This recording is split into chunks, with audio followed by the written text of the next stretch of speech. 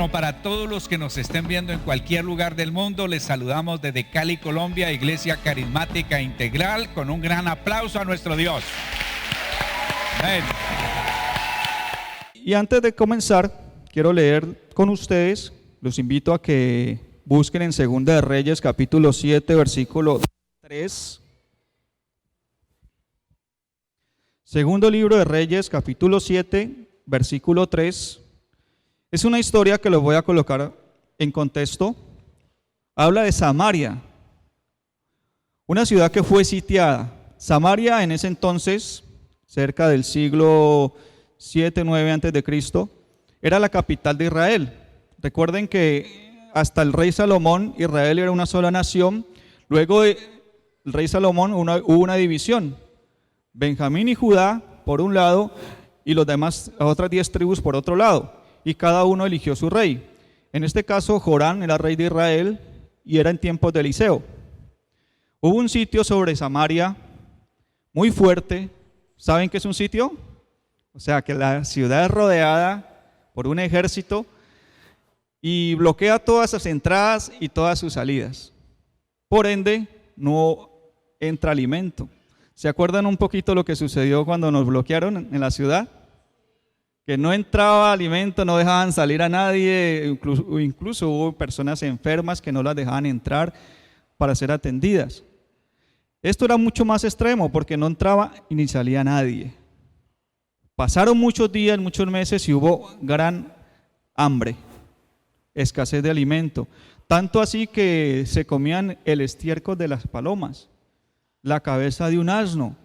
Y fue tan extremo que una mujer con otra, tenían cada uno su hijo y tomaron una decisión y le dijeron, comámonos hoy primero su hijo y cuando ya al otro día vamos y nos comemos el suyo. Y ese caso se comieron el primero y la otra no quiso, lo escondió y fueron ante el rey Jorán a poner la queja. Hasta ese extremo había llegado el sitio. Entonces ahí es donde comenzamos a leer este pasaje para entenderlo un poco mejor y dice de la siguiente manera. Ese día 4 hombres que tenían una enfermedad en la piel se hallaban a la entrada de la ciudad. En la versión Valera dice que tenían lepra, tenían una enfermedad muy grave de la piel. ¿Qué producía el tener lepra en el pueblo de Israel? Que eran expulsados de la ciudad, tenían que estar afuera, no podían tener contacto con nadie en la ciudad, ni con sus familiares siquiera, tenían que estar aislados y totalmente apartados. Al ser sitiada la ciudad, ellos obviamente quedaron afuera. Entonces sigue diciendo, ellos preguntaron, ¿qué ganamos con quedarnos aquí sentados esperando la muerte? Se preguntaron unos a otros. No ganamos nada con entrar en la ciudad, allí morirían. O sea, si entran en la ciudad, según la ley, tenían que ser apedreados y morir. Allí nos moriremos de todas formas de hambre, con todos los demás. Pero si nos quedamos aquí, sucederá lo mismo. Vayamos pues al campamento de los arameos, que eran las personas que tenían sitiada Israel, que eran sirios, para rendirnos. Si nos perdonan la vida, viviremos. Si nos matan, de todos modos, moriremos. Al anochecer se pusieron en camino, pero cuando llegaron a las afueras del campamento arameo, ya no había nadie allí, y era que el Señor había confundido a los arameos, haciéndoles oír el ruido de carros de combate y de caballería, como si fuera un gran ejército. Entonces se dijeron unos a otros, seguro que el rey de Israel ha contratado a los reyes hititas y egipcios para atacarnos. Por lo tanto, emprendieron la fuga al anochecer, abandonando tiendas de campaña, caballos y asnos. Dejaron el campamento tal como estaba para escapar y salvarse. Cuando los hombres con la piel enferma llegaron a las afueras del campamento, entraron en una de las tiendas de campaña. Después de comer y beber, se llevaron de allí oro y ropa. Fueron a esconderlo todo. Luego regresaron, entraron en otra tienda y también allí tomaron varios objetos y los escondieron. Entonces se dijeron unos a otros, esto no está bien. Hoy es un día de buenas noticias y no las estamos dando a conocer. Si esperamos hasta que amanezca, resultaremos culpables. Vayamos ahora mismo al palacio y demos aviso. Así que fueron a la ciudad y llamaron a los centinelas. Les dijeron: fuimos al campamento de los arameos y no había nadie allí. Solo se oía a los caballos y asnos que estaban atados, y las tiendas las dejaron tal como estaban. Vemos aquí a un pueblo, Samaria, rodeado, aguantando hambre, y a 4 leprosos que dijeron: si vamos y entramos al pueblo, allí se está muriendo de hambre. Si nos quedamos aquí, nos estamos muriendo de hambre. Si vamos allá donde el campamento de los asirios, tal vez nos maten, pero igual nos vamos a morir. De pronto nos perdonan la vida. Y resulta que a través de Eliseo, Dios había dado una profecía. Había dicho que al día siguiente se estaría vendiendo una libra de harina y de cebada a un precio muy bajo. Un ayudante del rey no le creyó, pero Eliseo dijo: mañana a esta misma hora se estará vendiendo esto a bajo precio. Resulta que estos hombres tenían algo muy importante en sus manos, y era una noticia, una muy buena noticia, una noticia que salvaría al pueblo. Y ellos en principio comenzaron a alimentarse, a saciarse, a guardar, pero uno de ellos dijo: no está bien lo que estamos haciendo. Tenemos en nuestras manos la mejor noticia que podemos darle a este pueblo que está muriendo, y nosotros callamos. No está bien que lo hagamos. Si entramos y colocamos esta historia en nuestro tiempo y la trasladamos a hoy, afuera hay un pueblo que está muriendo. ¿Muriendo en qué sentido? No de hambre, pero espiritualmente sí está muerta. Nosotros estamos aquí y tenemos una gran noticia, una muy buena noticia. Tenemos la mejor noticia que puede recibir un ser humano, y es la salvación de su alma. ¿Qué actitud estamos tomando? ¿Nos callamos? ¿Nos quedamos como estamos? ¿O vamos y les damos la buena noticia? Para ellos no era fácil dar esa noticia. Recuerden que ellos tenían por ley, el pueblo de Israel, la orden de que si ellos entraban, podían morir. No era fácil llevar esa noticia. A veces tampoco es tan fácil llevar esa noticia a ellos. Así como ellos menospreciaban a estos leprosos, los tenían en poco, en muchas ocasiones nos podemos sentir igual. Tal vez para el concepto que ellos tienen, nosotros seamos como esos leprosos. ¿No le ha pasado que nos tienen como que, estos están están mal, están equivocados, le están dando la plata al pastor, están haciendo un poco de, están como medio locos? Pero lo que no saben es que nosotros tenemos una noticia que puede salvar sus vidas, puede transformar, cambiar sus vidas, le puede dar un vuelto total a sus vidas y darle un sentido. Y esa noticia va a salvar sus almas. Y allí el título de esta enseñanza: ¿por qué es importante ganar almas? ¿Por qué es importante ganar almas? Jesús vino, dice la Biblia, a reconciliar al mundo, a reconciliarlo a usted y a mí con Dios. Que Jesús vino también a redimirnos, a comprarnos con un precio carísimo, su sangre. Pero también Jesús vino a preparar a 12 discípulos. ¿Con qué fin? ¿Con qué fin los vino a preparar? Para que siguieran y continuaran su obra. ¿Y cuál era la obra y el propósito de Jesús? Reconciliar al mundo, salvar al mundo.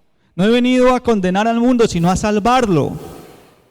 Por medio de la fe en mí, en Jesucristo, las personas serían salvas. Él preparó estos 12 discípulos para que a su vez estos 12 discípulos prepararan a otros hasta nuestro tiempo. Usted y yo somos discípulos de Jesús y tenemos un propósito en la vida, tenemos un norte, tenemos una comisión, tenemos una misión, y es transmitir ese mensaje, así como lo hicieron estos leprosos, transmitir y dar esas buenas noticias a las personas que no la tienen, que no la han escuchado, o si la han escuchado no la han entendido. Y voy a darles 10 razones por las que debemos ganar almas. Y como decía o ha dicho en muchas ocasiones el pastor, a veces pensamos que el trabajo de ganar almas es de él, que el trabajo de ganar almas es de un líder o ciertos líderes o del grupo de evangelismo. No, es un trabajo para todos, es un trabajo para mí. La primera razón por la que debemos ganar almas, la primera es, un alma es eterna. Un alma es eterna. Por eso es tan importante para Dios, un alma.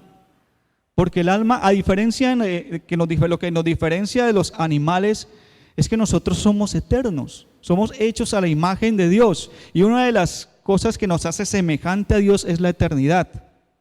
Yo quiero que busquemos en Mateo capítulo 25, 46, los que tienen Biblia, Mateo capítulo 25, versículo 46, dice de la siguiente forma: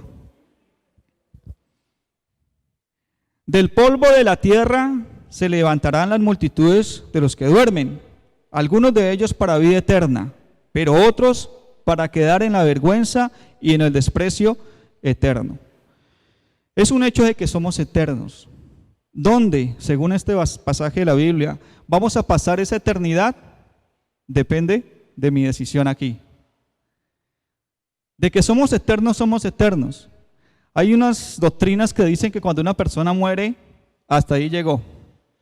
Se toman como un pasaje de Eclesiastés que habla acerca del que muere, ya nada sabe en este mundo, pero no es así. Eso es solamente un versículo que está hablando de una cosa específica, que ya no tiene nada que ver en este mundo, pero no quiere decir que su alma ya totalmente murió. Somos eternos. Y muchos pasajes de la Biblia Jesús también lo expresó. Allá llegará el lloro y el crujir de dientes. Habrá un juicio, los corderos, los cabritos, habrá las bodas del cordero, habrá un tribunal de Cristo, habrá muchas cosas en la eternidad, tanto para los que están en Cristo como para los que no. Entonces es evidente que nuestras almas son eternas, y la razón por la que Jesús dio, una de ellas es esa: salvar esas personas de una condenación eterna. Daniel 12:2 dice de la siguiente forma. Daniel capítulo 12, versículo 2. Y saldrán de allí los que han hecho el bien, resucitarán para tener vida, pero los que han practicado el mal resucitarán para ser juzgados. Está claro que somos eternos. Daniel capítulo 12, versículo 2 dice: del polvo de la tierra se levantarán las multitudes de los que duermen, algunos de ellos para vida eterna, pero otros para quedar en la vergüenza y en el desprecio eterno. Juan capítulo 5, versículo 29 dice: y saldrán de allí los que han hecho el bien, resucitarán para tener vida, pero los que han practicado el mal resucitarán para ser juzgados. Y Eclesiastés capítulo 3, versículo 11 dice: todo lo que hizo hermoso en su tiempo, todo lo hizo hermoso en su tiempo, y ha puesto eternidad en el corazón de ellos, sin que alcance el hombre a entender la obra que ha hecho Dios desde el principio hasta el fin. Aquí en este pasaje dice que Dios ha puesto eternidad en nuestro corazón. Segunda razón por la que debemos ganar almas, una muy sencilla, muy práctica, es un mandato. Y esa debería ser suficiente, ¿verdad? Si Dios lo mandó, si Jesús nos mandó, yo obedezco. Es un mandato, sencillamente, y eso lo tenemos y lo conocemos y lo sabemos y lo hemos leído en Mateo capítulo 28, versículo 19 al 20. Dice: por tanto, id, en la versión Valera, id es una orden, por tanto vayan, y haced discípulos a todas las naciones, bautizándolos en el nombre del Padre y del Hijo y del Espíritu Santo, enseñándoles que guarden todas las cosas que os he mandado, y aquí yo estoy con vosotros todos los días hasta el fin del mundo. Es un mandato de Dios. Y cuando nosotros somos cristianos, verdaderos cristianos, hijos de Dios, y estamos caminando con Dios y estamos bien con Dios, debería ser natural y parte de nosotros. Si estamos bien con Dios, deberíamos ganar almas. Y ahí debemos revisarnos. ¿Por qué no estoy ganando almas? ¿Cómo está mi relación con Dios? ¿Estoy claro en lo que soy? Si soy hijo de Dios, si soy cristiano, tengo una misión, he sido comisionado, ¿por qué no estoy ganando almas? Tal vez no estoy cumpliendo, no estoy haciendo mi parte, no estoy obedeciendo, o sea que no estoy tan bien con Dios. 3. Es una obligación. No solamente es un mandato, es una obligación. ¿Cuánto entendemos algo como una obligación? Algo que tenemos que hacer sí o sí. Es una obligación responder por los impuestos. Es una obligación pagar los servicios públicos porque si no nos los cortan. Es una obligación trabajar para alimentarnos porque si no nos trabajamos y no nos alimentamos, no vivimos. Hay cosas que son una obligación. Nada diferente con la vida cristiana, nada diferente con predicar el evangelio, nada diferente con ganar almas. Es una obligación del cristiano. Hace parte de la vida cotidiana del cristiano, ganar almas. Primera de Corintios capítulo 9, versículos 16 y 17, el apóstol Pablo está diciendo: sin embargo, cuando predico acerca de las buenas noticias, no tengo de qué enorgullecerme, ya que estoy bajo la obligación de hacerlo. ¡Ay de mí si no predico las buenas noticias! En efecto, si lo hiciera por mi propia voluntad, tendría recompensa. Pero si lo hago por obligación, no hago más que cumplir la tarea que me ha sido encomendada. O sea, el apóstol Pablo dice, si lo hago de buena voluntad, si me apasiona hacerlo y lo hago con pasión, voy a tener recompensa. Pero si no tengo de pronto esa pasión, pero lo estoy haciendo, estoy cumpliendo. Pero si ni lo uno ni lo otro, ni por obligación, ni por satisfacción, ni gozo, ni voluntad, ahí es donde nuevamente nos tenemos que revisar. ¿Qué está pasando? Hace algunos días Luis hacía el llamado, vamos a evangelizar. Y acudían 4 o 5 más o menos. No es fácil. Yo le decía ayer a mi esposa, eso es como un ejercicio. Como les decía al principio, cuando empecé mi vida cristiana no me costaba ningún trabajo hacerlo. Predicaba en los buses, me montaba en todo eso y toda cuestión de evangelismo yo iba y lo hacía. Y estaba ejercitado. Dejé de hacerlo mucho tiempo. Nuevamente arrancamos con Luisa y uno se siente pegado, se siente como que difícil arrancar, que le da como ese temorcito y esa barrera que uno crea para acercársela a la gente. Porque uno mismo es el que crea la barrera, a veces la gente ni tiene esa barrera, a veces la gente es asequible y te escucha. Entonces, después de haberlo hecho, ya ese día, otro sábado, y el último sábado que lo hicimos, que abordamos con Oscar un poco de personas, uno ya a medida que lo va haciendo se va volviendo como más fácil. Es cuestión de hacerlo, es cuestión de tomar la decisión de hacerlo. Ese es un método, hay otros métodos. Pero es una obligación hacerlo. Cuando uno lo hace con amor, con pasión, cuando se ejercita en eso, deja de ser una obligación, se convierte en una pasión, en algo bonito. Como les decía, usted cuando empieza, ¿cuántos son habitualmente hacen ejercicio?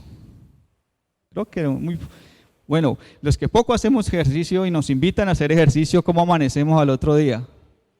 Adolorida y sin ganas de volver a hacer nada, ¿verdad? Eso pasa. Cuando lo hacemos y seguimos haciendo ejercicio, llega un momento donde empezamos a disfrutar el ejercicio, ¿verdad? De eso se trata, ejercitarnos en el evangelizar, en ganar almas, porque es una obligación. 4, soy responsable por los que me rodean. Es un mandato. Es mi obligación, soy responsable de las personas que me rodean. Yo soy responsable de mis vecinos, Soy responsable de mis compañeros de trabajo. Soy responsable de las personas que me rodean, por donde yo vivo, por donde yo camino y que me conocen. Soy responsable por mis familiares. No podemos decir como dijo Caín: ¿acaso soy yo guarda de mi hermano? Cuando Dios le demandó sobre su hermano, dijo: no, yo acaso tengo nada que ver, yo no soy responsable de él. No, yo soy responsable. Dice en Ezequiel 33, capítulo 1, Ezequiel capítulo 33, versículo 1, dice la palabra así: la palabra del Señor vino a mí y me dijo: hijo de hombre, habla con el pueblo y dile, cuando yo envío la espada a algún país y la gente de ese país escoge a un hombre y lo pone por centinela. ¿Quiénes saben qué es un centinela? ¿Cuántos prestaron servicio aquí? O si no prestaron servicio, al menos han visto cuando pasan por el batallón una garita, que se llama una garita, se llama el lugar donde está el soldado, prestando guardia como centinela. ¿Qué hace ese guardia? Está mirando y vigilando que no haya peligro. En caso de que haya un peligro, uno tiene la orden de accionar su arma. A nosotros nos decían: si ven peligro, usted acciona su arma, pega un tiro hacia el aire, eso activa la alarma y todos reaccionan. Había un grupo de reacción y todo el mundo reaccionaba y cada uno sabía a qué lugar tenía que reaccionar. Ese es un centinela. Si éste ve venir la espada sobre el país, toca la trompeta para advertir al pueblo, entonces, si alguien escucha la trompeta, pero no se da por advertido, y llega la espada y lo mata, él mismo será culpable de su propia muerte. Como escuchó el sonido de la trompeta, pero no prestó atención, será responsable de su propia muerte. Pues si hubiérase estado atento, se habría salvado. Ahora bien, si el centinela ve venir la espada y no toca la trompeta para prevenir al pueblo, y viene la espada y mata a alguien, esa persona perecerá por su maldad. Pero el centinela, yo le pediré cuentas de su muerte. ¿Sabía usted que el Señor nos va a pedir cuentas? El pastor nos enseñaba en estos días acerca del tribunal de Cristo, que no va a ser para condenación, va a ser para salvación, pero va a ser también para recompensas, pero va a ser también para dar cuentas. Nos van a preguntar por el vecino que no le quisimos hablar, que nos tiraba la basura y nosotros se la devolvíamos, ¿verdad? Nos van a preguntar por el compañero de trabajo irritable que no queríamos ni lo soportábamos y que preferíamos evitarlo, pero nunca le compartimos de él. Nos van a preguntar por todas las personas que se le relacionaron con nosotros. Y dice: hijo de hombre, a ti te he puesto como centinela del pueblo de Israel. Por tanto, cuando oigas mi palabra, adviérteles de mi parte. Cuando yo diga al malvado, vas a morir, y tú no le adviertes al malvado de su mala conducta, ese malvado morirá por su causa de su pecado. Pero yo te pediré cuentas de su muerte. En cambio, si tú adviertes al malvado que cambie su mala conducta y no lo hace, él morirá por causa de su pecado, pero tú habrás salvado tu vida. ¿Cuál es nuestro trabajo? Llevar el mensaje. ¿Qué hicieron los leprosos? Dieron la noticia. Al principio no les creyeron. El rey dijo: no, esto es una trampa. Nos quieren tender una emboscada. Envió una comisión para ver si era cierto. Y luego se cercioró de que era verdad. El mensaje es cuestión de darlo. Si se salva o no se salva, eso es tema con Dios. Dios tiene que hacer la obra, no somos nosotros. Nosotros no podemos convencer a nadie. Es el Espíritu Santo el que convence y redarguye de pecado. Nosotros nos toca hacer nuestro trabajo, que es llevar el mensaje. Advertirles lo que viene, advertirles que si no se convierten, si no se arrepienten, si no buscan de Dios, están en problemas. Ese es nuestro trabajo. Quinto, es el propósito de Dios. Jesús vino a salvar el mundo. ¿Y a través de quién va a salvar el mundo? A través de su iglesia. Es el propósito de Dios. En Mateo 4:19 es un versículo muy corto. Dice: vengan, síganme, dijo Jesús, y los haré pescadores de hombres. Cuando te llamó a ti, cuando me llamó a mí, no nos llamó para decirnos: vengan y se sientan acá conmigo. Vengan y se sientan a escuchar Biblia. Vengan y se sientan aquí a los domingos. Y si quiere, vengan los jueves. Y ya. No. Jesús te dijo, venga, yo te haré pescador de hombres. Cualquiera de nosotros está capacitado para hacerlo. Cualquiera de nosotros está llamado a hacerlo. Ese es el propósito con el que Dios te llamó a ti y me llamó a mí, para que ganáramos almas, no para que ocupáramos un puesto. 6. El que gana almas es sabio. La Biblia dice que el que gana almas es sabio. No el que estudia mucha Biblia, no el que se conoce los 66 libros de tapa a tapa, no el que se conoce toda la exégesis, la homilética y todo eso. Es bueno, es necesario y lo estamos haciendo y lo vamos a hacer.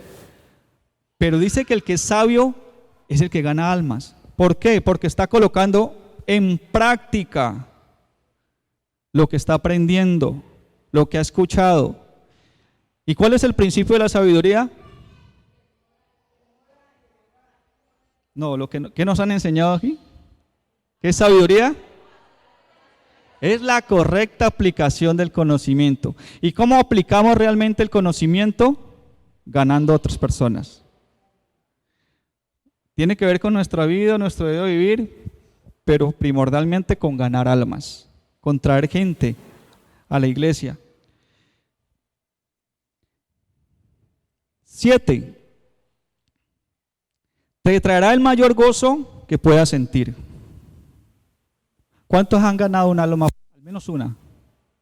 Que ustedes digan, yo me gané esta persona. O yo contribuí para que esta persona hoy esté donde está. ¿Trae satisfacción? ¿Trae gozo?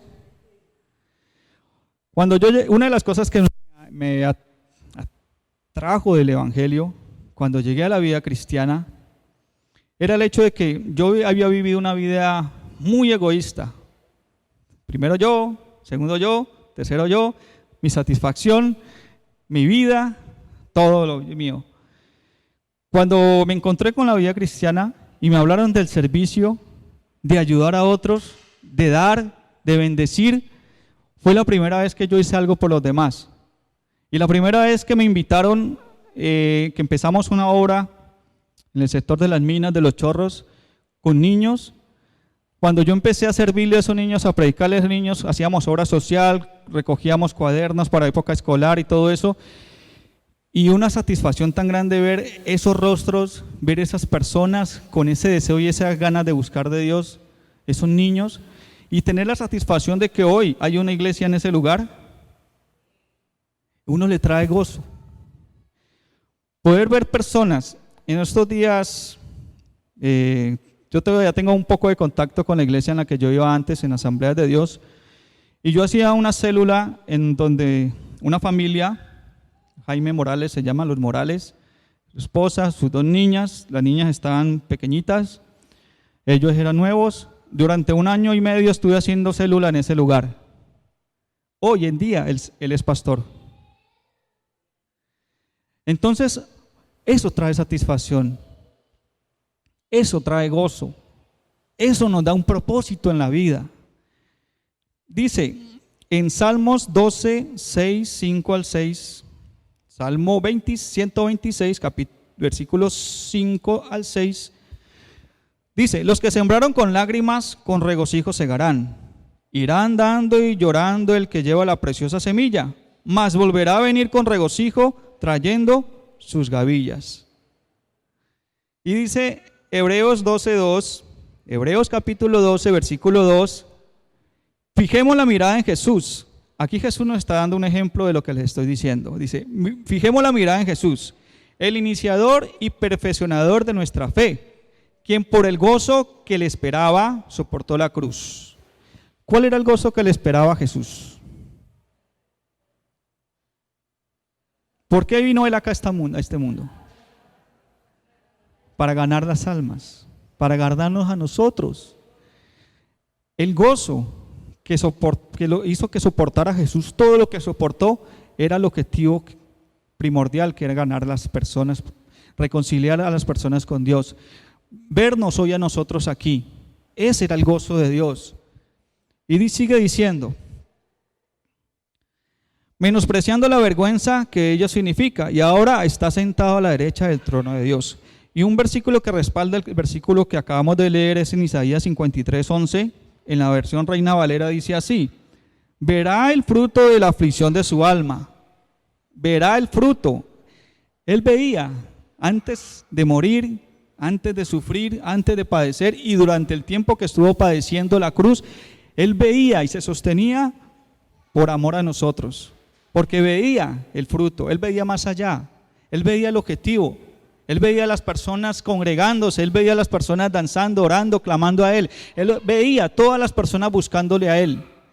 Dice: por su conocimiento justificará a mi siervo justo a muchos, y llevará las iniquidades de ellos. Ganar almas trae gozo. Usted puede estar pasando la necesidad más tremenda, el problema más tremendo, pero cuando usted se dispone a ser usado por Dios, a evangelizar, a predicar, a ganar personas, sus problemas pasan a un segundo plano, porque usted está cumpliendo el objetivo que Dios tiene con su vida. ¿Qué dice la palabra de Mateo 6:33? Buscad primeramente el reino de Dios y su justicia, y las demás cosas vendrán por añadidura. ¿Y qué es buscar el reino de Dios y su justicia? Allí incluye ganar personas para Él. Ahí incluye hacer la obra de Dios, predicar el evangelio, servir a otros. Y cuando yo sirvo a otros, cuando yo predico el evangelio, cuando yo gano almas, ¿qué dice la Biblia? Él se hace cargo de mis cosas. Las demás cosas son añadiduras. Lo que pasa es que nosotros buscamos primeramente las añadiduras y invertimos la ley de Dios. 8. Somos llamados a compartir nuestra fe. Compartir nuestra fe, no solo a mantenerla. ¿Sabía usted que la mayoría de nosotros nos dedicamos a mantener nuestra fe? Solamente congregándonos, solamente cumpliendo, solamente mientras yo esté aquí bajo la cobertura de Dios, estoy bien. Pero allá afuera hay otros que no, pero yo estoy acá. En una charla de misiones, había un artículo en una revista de misiones, que una historia que se me quedó grabada. Decía que había una familia acomodada en una Navidad con una gran cena. Una de sus hijas, al ver todo lo que estaba en esa cena y en esa maravillosa hogar, una casa bonita, todo eso, de pronto miró hacia la ventana y en la ventana había un niño de la calle. Ese niño de la calle estaba pegado su carita a la ventana, mirando todo ese alimento, toda esa belleza, y ella allá afuera aguantando frío y aguantando hambre. La niña, al verlo, solamente pensó: gracias a Dios yo estoy adentro. Él está afuera, pero gracias a Dios yo estoy acá adentro. Y volteó su cara nuevamente y siguió. Y decía ese artículo: esa es la actitud que nosotros tomamos cuando no nos importa la gente que está afuera. Yo como estoy adentro, yo como soy salvo, yo como voy a la iglesia, yo como soy cristiano. Y los que están afuera, de malas, ¿no? Están afuera. Pero no es la actitud que Dios quiere, no es lo que Dios quiere con nosotros. Hechos capítulo 3, versículos 6 al 8 dice, hablando el apóstol Pedro, dice que iba al templo, había un paralítico que le pedía dinero. ¿Y qué dijo Pedro? No tengo plata ni oro, declaró Pedro, pero lo que tengo te doy. ¿Qué tenía Pedro? salvación, sanidad, bendición. El Espíritu Santo tenía todo, tenía la mejor noticia, tenía lo más grande y maravilloso que un ser humano podía transmitirle a otro. Dice, no tengo oro. Este paralítico esperando dinero dijo, no, yo no tengo oro, pero de lo que tengo te doy. En el nombre de Jesús de Nazaret, levántate y anda. Tomándolo por la mano derecha, lo levantó. Al instante los pies y los tobillos del hombre cobraron fuerza. De un salto se puso en pie y comenzó a caminar. Luego entró con ellos en el templo con sus propios pies, saltando y alabando a Dios. Se fue mejor que si le hubiera dado un par de monedas. Lo que tengo te doy.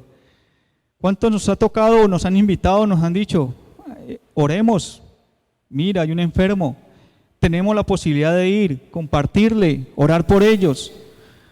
De pronto no tenemos muchos de nosotros, o si lo tenemos deberíamos hacerlo, pero si no lo tenemos, de lo que tengo te doy. Tengo fe en Dios, tengo fe en Jesucristo, y mi fe la tengo que compartir. De lo que tengo te doy mi fe, para que usted también tenga fe en Él y pueda ser salvo. Santiago capítulo 4 versículo 17 dice así: así que comete pecado todo el que sabe hacer el bien, ¿y qué? Y no lo hace. ¿Se acuerdan de los leprosos? Dijo, estamos haciendo mal si no compartimos esta noticia. ¿Qué tal que nos quedemos nosotros con esto? Guardamos, tenemos comida para todo el año y Samaria muertos todos allá. Dios se los hubiera demandado, Dios se los hubiera cobrado. Pregunta: si usted conociera la cura contra el cáncer, ¿usted la guardaría? ¿Solamente para mi familia? ¿Solamente para los que me caigan bien? ¿Solamente para los que conozco? No. Eso sería una gran noticia para la humanidad, ¿verdad? Pero les cuento, tenemos una mejor que esa. Tenemos la salvación de sus almas. Tenemos la mejor noticia que podemos darle a un ser humano, y es compartirles de Dios y ganarlos para Él. Somos llamados a compartir nuestra fe. 9. Usted no sabe quién está a su lado. Y no solamente aquí, cuando usted va en el mío, cuando va en el transporte, cuando se encuentra alguien, cuando tiene la posibilidad de conversar con alguien, ahí está en la PS haciendo fila, usted no sabe quién está al lado suyo. ¿Cuántas personas han compartido a otras y esa persona resultó ser tremendo hombre y mujer de Dios? El pastor Osvaldo nos ha contado la historia de la tía, ¿verdad? Que le insistió. ¿Usted se imagina si esa tía no le insiste? Si esa tía no le hubiera insistido al pastor Osvaldo, se hubiera perdido una vida dedicada a Dios, a ganar mucho para Dios. ¿Cuántos conocen a Billy Graham? Billy Graham, grandes evangelistas de nuestra época.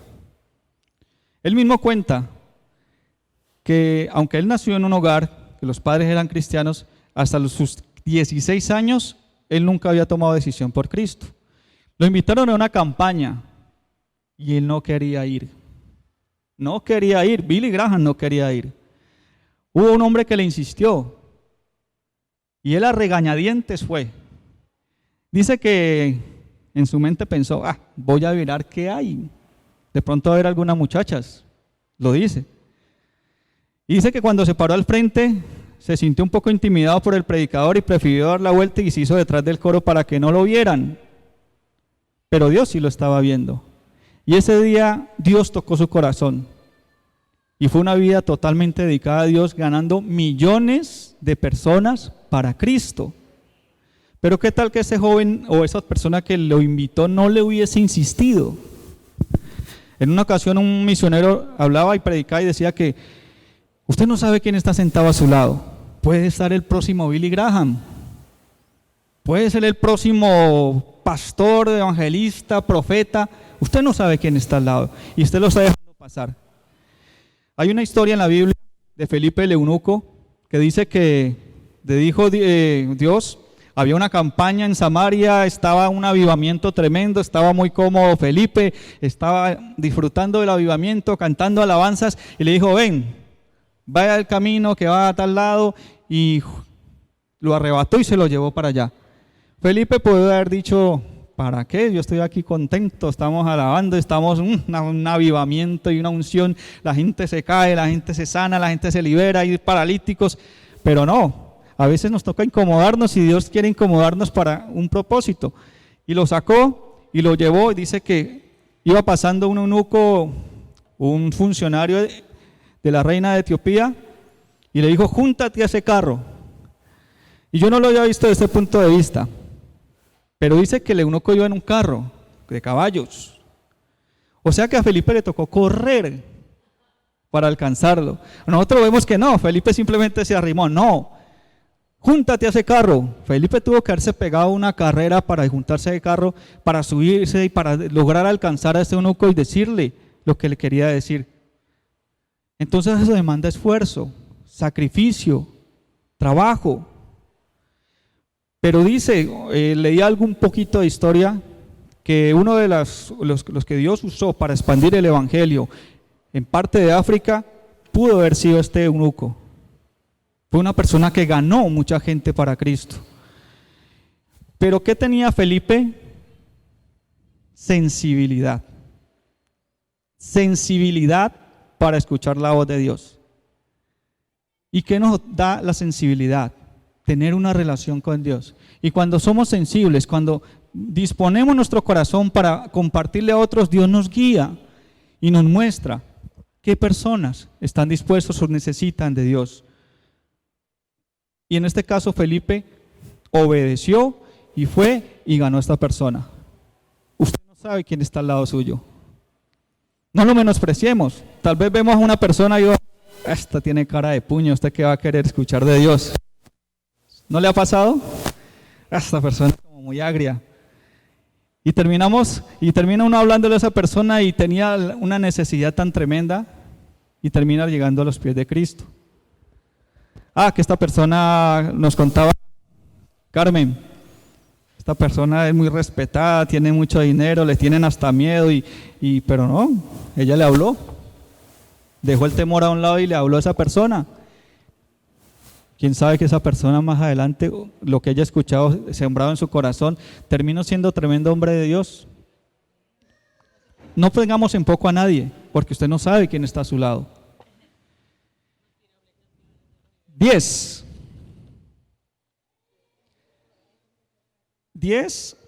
A nadie le va a gustar esto, pero hace parte de las razones por las que debemos ganar almas. Ganar almas traerá oposición. Trae oposición. En una ocasión,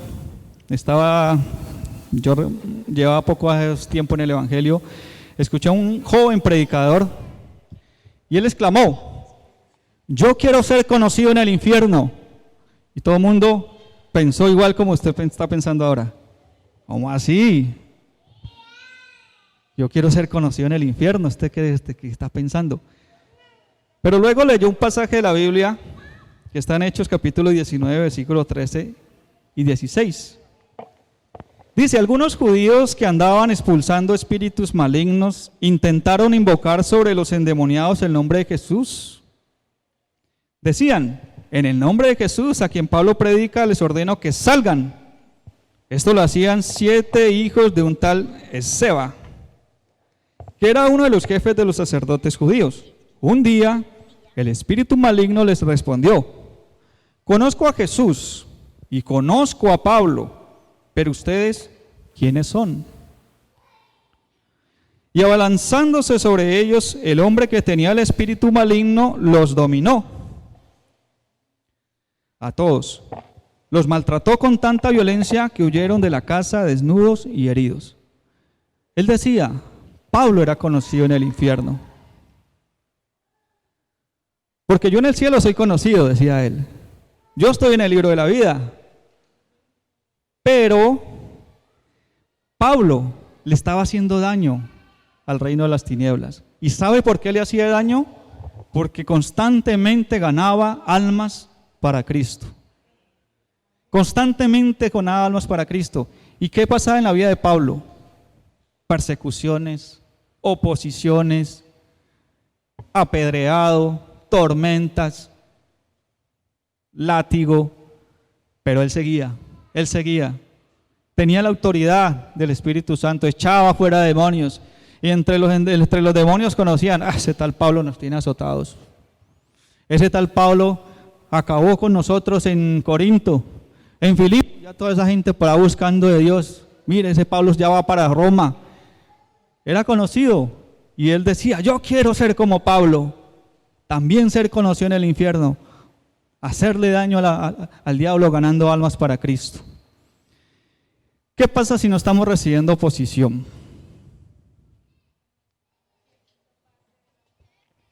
¿Será que estamos muy quietos? ¿Será que estamos como que, aquí estoy cómodo? Que el diablo no me meta conmigo, yo no me meto con él. ¿Sí o no?